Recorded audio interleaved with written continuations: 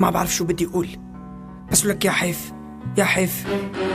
يا حيف يا حيف ويا حيف ويا حيف، رصاص على الناس العزل يا حيف، اطفال بعمر الورد تعتقلن كيف رصاص على الناس العزل يا حيف، اطفال بعمر الورد تعتقلن كيف ولك خبرني كيف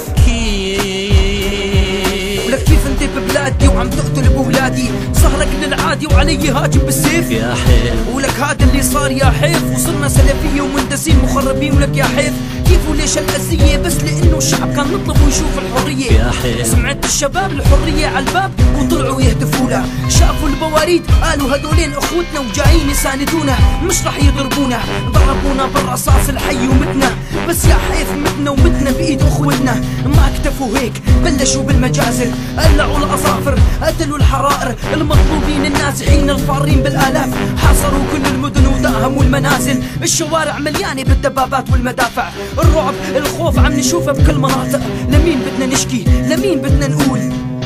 الثورة السورية رح تضل تقول يا حيف يا حيف ويا حيف ويا حيف، رصاص على الناس العزل يا حيف، اطفال بعمر الورد تعتقلن كيف رصاص على الناس العزل يا حيف، اطفال بعمر الورد تعتقلن كيف لك خبرني كيف ولك سلمية وكيف عم تضربني بالنار؟ فهمني كيف سلمية ويا للعار ويا للعار. يا حيف ايد بايد طلعنا على المظاهرات، المسقف مع الامي، الغني مع الفقير، تمسكنا بالامل وصرنا نقول شعارات سلمية سلمية، ثورتنا سلمية، ما بدنا طائفية بس بدنا وحدة وطنية، كلنا ايد وحدة، عرب اكراد اسلام مسيحية، الشعب السوري صار واحد ما عاد في عنصرية، يوم يوم عم بيمر عم نستنى الاصلاحات، عم بتزيد القتلى وعم بتزيد الاعتقالات، الشعب ما رح يتراجع مصر على الحرية، رح تستمر المظاهرات بكل مدن سورية. شكرا لكل القنوات الفضائية والدول اللي شجعت وساعدت الثورة السورية، شكرا لكل الثورات العربية، شكرا لابو عزيزي لانه عطانا هدية ما بتنباع ولا بتشترى، لأول مرة بحياتنا رح ندوق طعم الحرية. نادينا سلمية ورديت علينا دموية، بس لك يا حيف يا حيف يا حيف ويا حيف،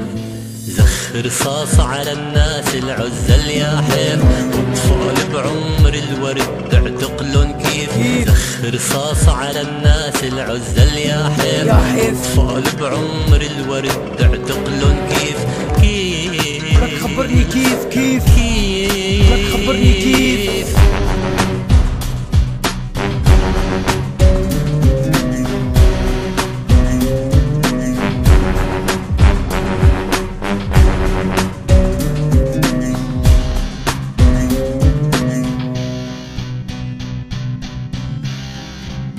يا حيف ويا حيف